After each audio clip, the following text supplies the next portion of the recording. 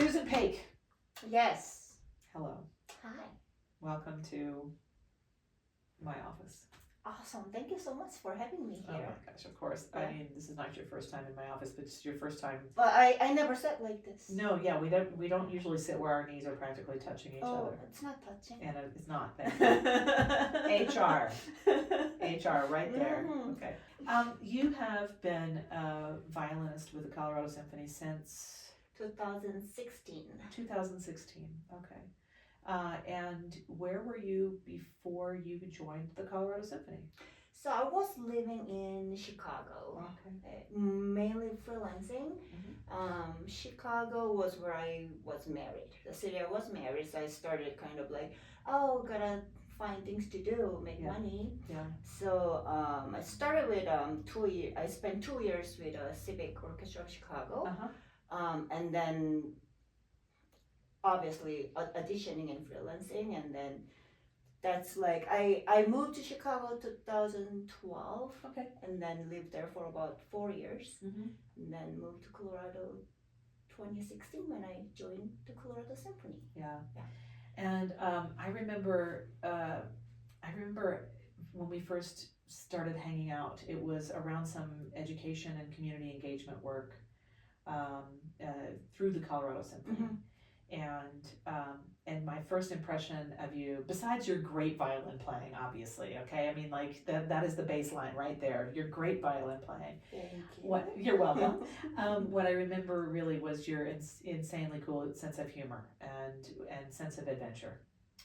And Thank so you. You're very welcome. That's so, very positive interpretation of who I am. It is a correct interpretation as well. So when did you start playing the violin? When I was 5. Okay, and you know, I'm always in awe of these stories of people that have started a violin when they were 2 or 3 years old. So that 5 seems like old already, right? Yeah. But I started when I was 9. Oh wow! You must be genius. No, I'm not a genius. I joke, but it's true. I feel like I have 6 years of delay that I'm just catching up on all of my colleagues. But I'm only 3 years delayed from you, or 4 years delayed from you. So that's pretty good. That's pretty good. Okay. And how did you choose the violin, or did your parents choose it for you? You know. Yeah. So I didn't choose the violin. So my mom was a pianist, and like she always thought her hands were small to be super successful. Okay. And then she wanted her kid to be a musician, but probably not going to let the kid learn the piano because she doesn't want to inherit the kid to inherit the struggle. Okay. And then she always felt like, piano's fun, but maybe something that has more singing voice. So I think she already, they told me like up front, like I want some singing voice, like something like a violin for my kid. That's what she wanted. Yeah. Even, before she conceived me. Yeah. And then when they had me, they even thought about like, maybe we will name the kid like Violin Paik. Really? Yeah, isn't that creepy though? Look, every name is made up. Okay, so sure. My last name in Korean is Paik. So what would it sound like? Tell me if you. Baeorin. That could be my name. Baeorin, something like that. That was kind of goofing around, so they didn't do that. Okay, good. Thankfully. But my point is that's how predetermined what I was going to play. Yeah. But my only complaint is like, if you're that dedicated, why don't you start a little earlier? Do you feel like you missed out by not starting at 3 or 4? I think 5 is still very healthy. Yeah. But like I'm just comparing, like if you're start a little early, and you're a musician too. Okay. 5 is totally fine. I'm not. No. But if you know before the conception of the kid. Yeah, then why not start earlier? I get that. But do you really feel now that you're at a deficit? I was joking earlier about being at a deficit. I don't actually feel like I'm at a deficit for starting at age 9. But do you feel like? I wonder if things could be a little different, like some setup could be a little different. Interesting. I just wonder. Yeah. That, on its surface, okay, I accept this because this is the world we live in, okay? And I full acceptance of this. This is not judging at all. Yeah, sure. But I think on the surface of it, from someone who's not a musician, who might be listening to this conversation right now, that sounds a little crazy. Well, I think about like gymnasts. Okay. Yeah, they start early. Because things are a little easier to observe, like some physical aspect. Yes, okay. But also, I noticed like a lot of really, really super talented kids who start young and develop faster also lose the interest faster. Yeah. I have seen that too. So or if they maybe burn out a little bit. Yeah, burn out a little bit. So I think I have nothing really to complain about the fact that I started at 5. And just like kind of wonder. Jokingly, you know, you knew I'm going to play the violin. Yeah, why'd you wait so long? Why did they wait so long? I was a bad kid.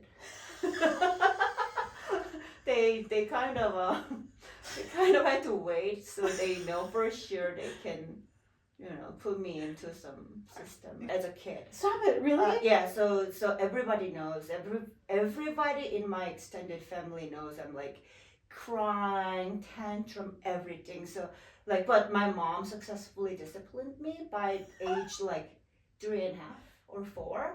So 5. I self-answer my question. Okay. I was a bad kid. And so they waited until 5. Yeah. But you know, my grandparents, whenever I go visit, like, or like any of my uncle, like, wow, you're behaving. What happened to you? They still remember from all these years ago. So I famous story was like, I was born here and I went back to Korea when I was 2.5. Yeah. Back then, you know, like studying abroad and coming back was such a big deal. Yeah. And then my parents came back to Korea. All extended family was at the airport. Wow. Like, you know, everyone too, like, oh, you were abroad like for 3 years and you came back. Oh, like, and then my mom, you know, they have to do some, you know, get the bags or whatsoever. So put me in the hand of my grandparents. I slapped I think it was my grandpa face because it was stranger taking me away from my parents. Oh yeah, of course, because you hadn't. Yeah, I hadn't met them. Yeah, and then like probably in my little brain, I thought I was getting kidnapped. Well, yeah. From my parents' perspective, you know, my parents are going to, of course, take care of my baby while I'm, you know, getting my bags and get whatever the process done at the airport. Yeah, she's 3, she's not going to care. Yeah, and then I started crying really loud. Oh. Okay, well, where were we? Yeah, good story. Yeah. Do you remember choosing to stick with the violin? Do you remember choosing to be a professional musician or to try to pursue that pathway? I think once I started, I liked it. Yeah. And then it was not something she had to still force me to practice. Sure. But like playing it and like being on the stage, that kind of thing I pretty much naturally enjoyed. Yeah. And then it was more like gradual thing. I don't remember any like one moment I had revelation and this is my way. It didn't happen that way. Just it gradually, if I want to be a little more serious in this, I have to join the art junior high school. So maybe I will try that. I survived there and I somewhat like old curriculum and ensemble whatsoever. So like a little upgrade and slightly moving upward and forward. That's how it happened. I think that I certainly resonate with that. I kind of accidentally fell into it because I was good at it and people celebrated that I was good at it. And so that also is a good feeling when people are praising you for doing anything. And I was also a bad kid. So I know, like maybe that's why we... Oh! Okay. I was a little bit of a wild animal and the violin and then later the viola really held me to center, you know. And made me feel like I had some type of purpose. And that's still true. Thank you for bringing that part of the story and that you didn't have this big revelation. You just kept going. Oh, I like this. One Let more me try layer this thing. of devotion at a time. Yeah. Okay, can we get into the program a little bit? Sure. I think this program is kind of wild and interesting, and I want to know your take on it because we have a collection of pieces of music. Well, first of all, we're featuring Michelle Can as our piano soloist. Have you worked with her before? No, this is my first time. Yes, I'm really excited about it. So, so she's going to be playing the Gershwin Piano Concerto, and also and also the Price Piano Concerto. And then, so that's very American, this music, Price and Gershwin. Very, very American. It's very American second half. Yeah. And then, but the other half is, it's all about the ocean, which I don't understand I really don't understand how the programming came together. All these decisions are so tricky, but we have 4 really great pieces of music. Yeah. So even if there's not one theme or thread that goes in there, the orchestra and the sound of the orchestra is a good theme or thread. So we have the Britten 4C Interludes, Benjamin Britten. We have the Claude Debussy La Mer.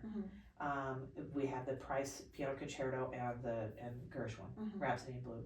So talk to us about do you have a favorite piece of these 4?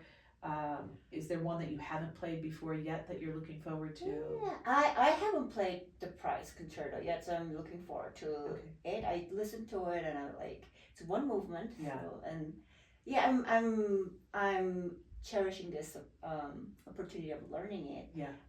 First half is all about ocean, as you mentioned, but I think it's very different. Like Debussy's La Mer is like all about depicting the ocean as like what he admired, or like the characteristics of the ocean, like and then like a kind of a poetic version of the ocean. And then like even the it's very intuitively like, oh, this is the wave. Oh, I like this gesture. There are a ton of gestures over like I almost feel like surfing on the ocean playing the music. So my big pulse, like I don't surf.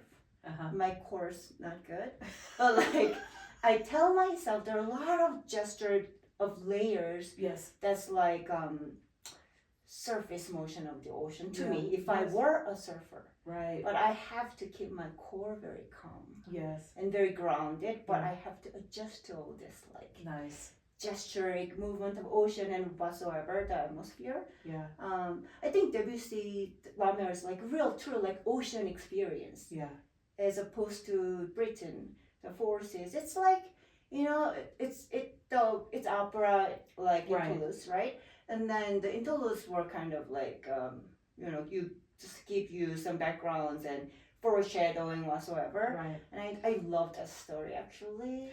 It's so dark. I know, so dark. So the opera Peter Grimes is where these 4 interludes are taken from. So these are the instrumental sort of interstitials, and I mean they do have a really dark and brooding sound. I love dark. Me too. Stuff and like I like also when the main character has very ambiguous. Oh yeah. Good, bad. What both? Was he? Both. Yeah. And then he was kind of outsider.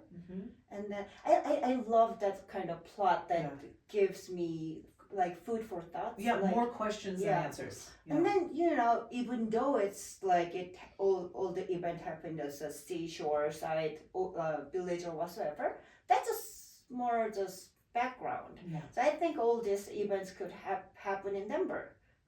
Denver, Colorado, in the mountains. Also very possible. Yeah. Could have happened in the mountains. The story. Story stuff. Yeah. So I think ocean's there, it's depicted, but it's not about ocean. It's more about, and it's like the 4 interludes are what? Dawn, Sunday morning, moonlight, and the storm. Yeah. It's like kind of makes me, while I'm playing, depicting some scenario or atmosphere, what's going to happen.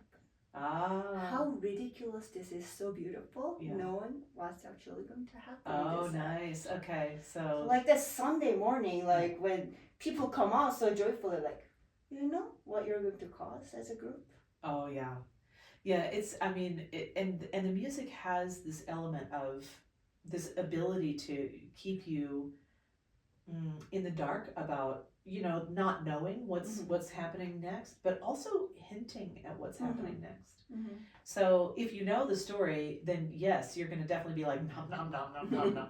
And if you don't know the story, you're just being taken on the ride. Yeah, I mean, those Britten C interludes are terrifically difficult to play, but also so rewarding. And the orchestra sounds amazing when we're in there. It's like a giant machine just doing all of this. And then you get to the Debussy La Mer, and the machine is still there, but it's a lot more atmospheric, I think. You know, that's interesting. Okay, so talk to me about Rhapsody in Blue. Oh, I love that piece. Yeah. It's such a departure from all of this, I love Gershwin. Yeah. What do you have a favorite Gershwin piece, or do you just love his sound? I just love whenever I play any Gershwin and arrangements, and you know, like never get sick of playing those. No, I mean, he was really a genius at melody, obviously, but even the way he incorporated rhythms, I think, was really great. And so it's fun. It's a great, I think one of the things that I'm really attracted to about this particular program is the idea of the musculature of the orchestra and what the orchestra members can bring from style change to style change. We have 4 really different styles that we're presenting. There's that question sometimes that people will ask, if you could have dinner with anyone in history, living or dead, you know, who would it be? And I never want to be in that room. I'll be the server, okay? So I can hover around the table listening to the conversations, but I want all the composers throughout history to be in one room together so I can just hear them talking their nerd talk. They might not talk to each other. They might not. Especially after I learned those stories about Schoenberg and Stravinsky, and I was just like, wow, you know, this is the kind of controversy that we need in classical music today. I was kind of mad that Timothée Chalamet didn't say anything about the symphony orchestra. Yeah, right. Then we could all where's our outrage? We need to have some outrage. Shame on you. Yeah. Anyway, I thank you so much, Susan, for chatting about all of this stuff. It's always great hanging out with you. Oh, thank you. My pleasure. And I'm glad that the pillow could bring you a little bit of comfort. The special kitty. Look at you, Vanna White. It's just it's great getting to chat with you and nerd out and learn a little bit more about your history. And I'm glad to know that we have this in common, that we were both bad children. Yeah, I was a bad child. Yeah. Extremely. Okay, well, thank you very much. You're extremely good now. We've both grown up. Yay! It's amazing. Maturity. I don't know about that.